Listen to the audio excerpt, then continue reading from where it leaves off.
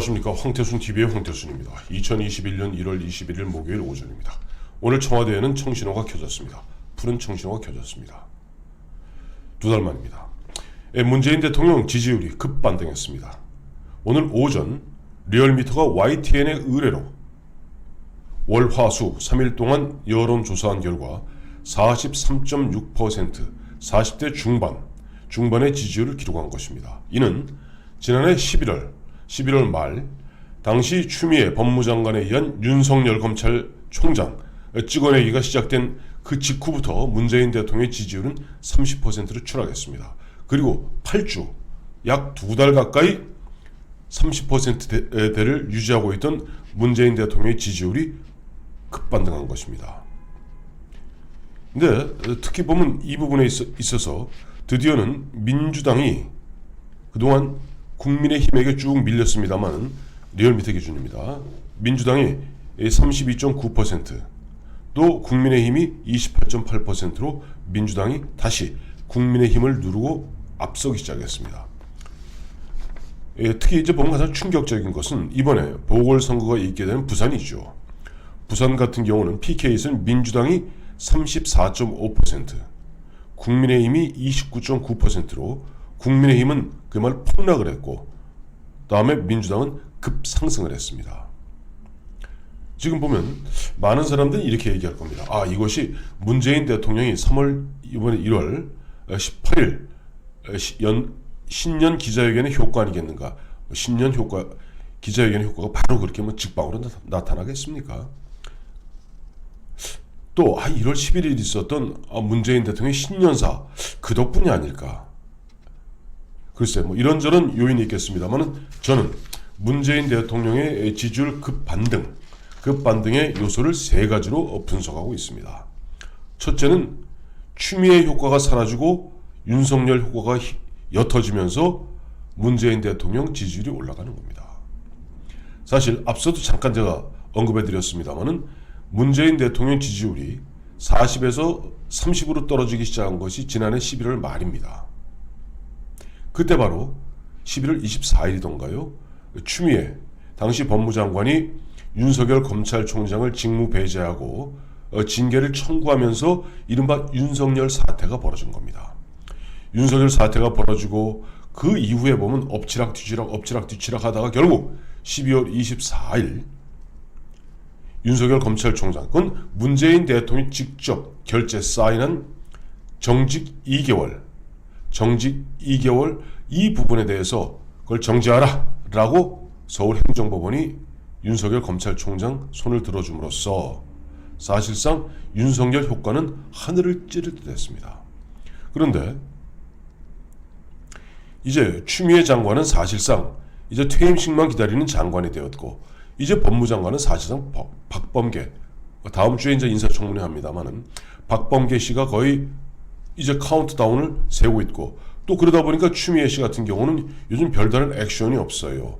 그 추미애가 슬그머니 이른바 뒷전으로 사라지니까 자연스럽게 문재인 대통령으로 쏟아붓던 미움도 서서히 사라지고 또 윤석열 총장에 대한 그 반사 효과, 그러니까 문재인에 대한 미움이 윤석열에 대한 지지로 나타났던 그런 부분도 슬그머니 윤석열 효과도 추미애와 함께 사라지면서 자연스럽게 문재인 대통령의 지지율이 오르는 겁니다.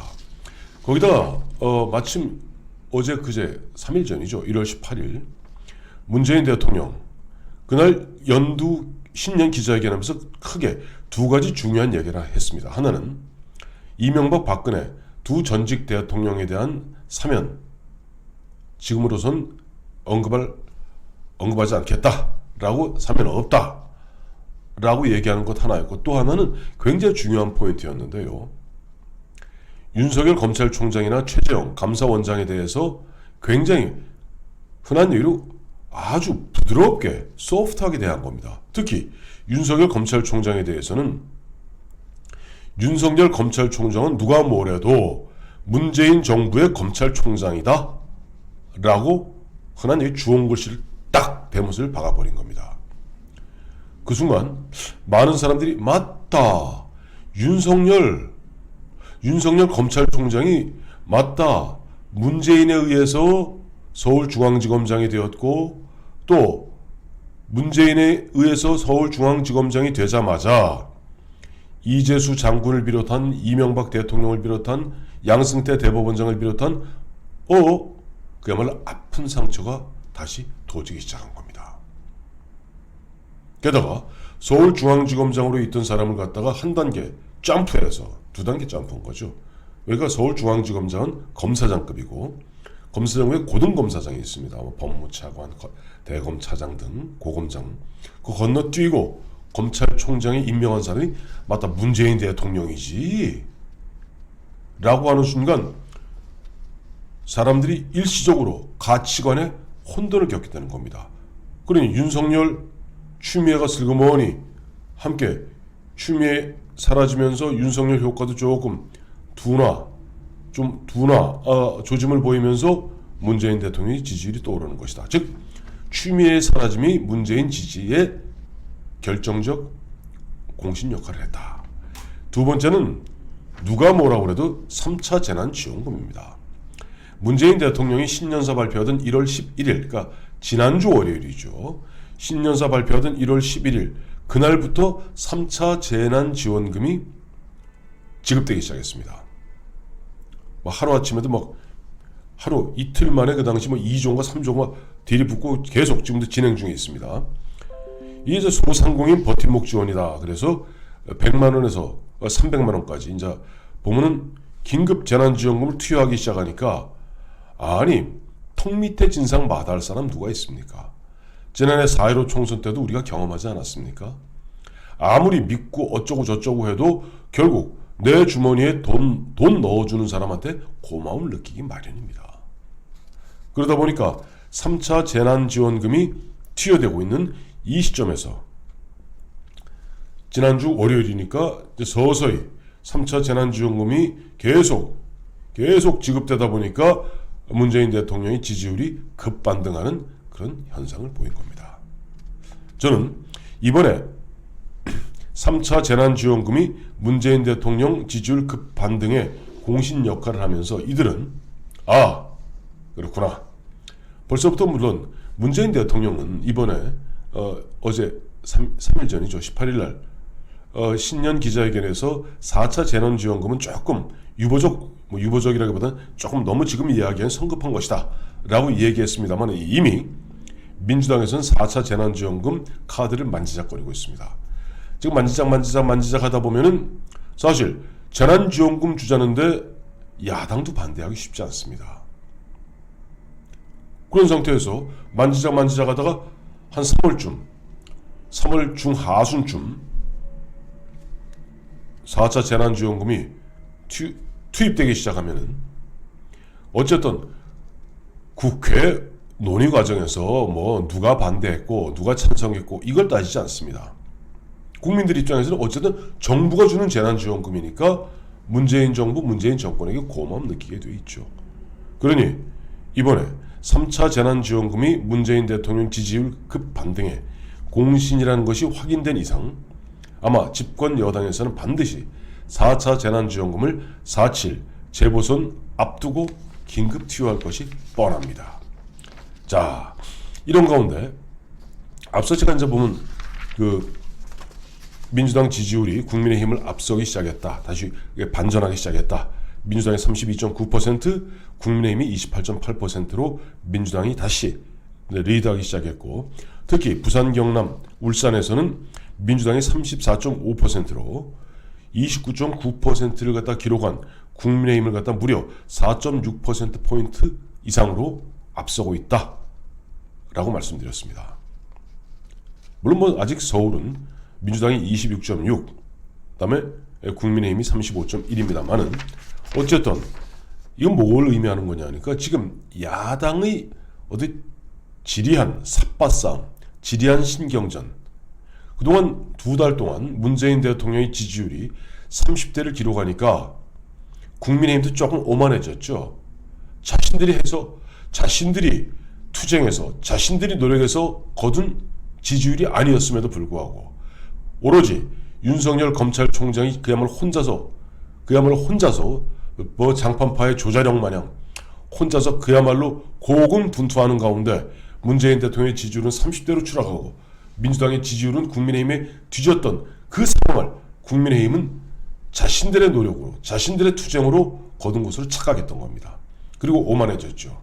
그러면서 그때부터 김종인, 안철수, 김종인의 미묘한 신경전, 삿바싸움, 밀고 당기기, 무시하기 등등이 벌어졌던 겁니다.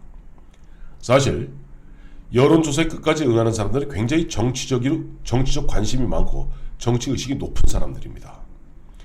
그런 응답자들이 보았을 때 지금 김종인과 안철수, 마침 어제 그제죠. 1월 19일 날 안철수는 내가 국민의힘 플랫폼에 들어가서 통합 플랫폼에 들어가서 경선하겠다 얘기했고 바로 김종인 위원장은 이런 지하에 거절하고 이런 모습들을 보면서 아이고 이것도 안 되겠구나 하는 일종의 체념의식이 스멀스멀 기어나오기 시작하는 겁니다.